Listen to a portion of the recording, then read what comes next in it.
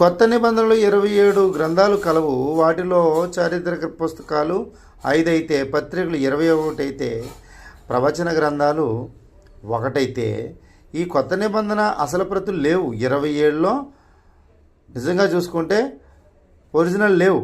15వ శతాబ్దం వరకు ఆ గ్రంథాలన్నిటి వల్లే కూడా ఈ గ్రంథాలను చేరాతతో రాసేవారు. ఇటు పురాతనమైనటువంటి కొత్త నిబంధన గ్రంథంలో చూసుకుంటే కనుక 3500కు పైగా ప్రతులు ఉన్నాయి.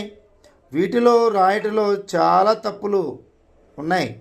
నిజంగా చూసుకుంటే కనుక వీటిని రాయడంలో ఉన్నటువంటి తప్పులు, సరిబాట్లు, సరిదిద్దులు, కలుపులు, తీసివేతలు అన్నీ 150,000 మార్పులు ఉన్నాయి. వీటిలో ఏది నిజం ఏది అబద్ధమైన ప్రకటన చేస్తాం మనం ఇప్పుడు. అందుకనే కొత్త నిబంధన అనేటువంటిది పుస్తక సముదాయం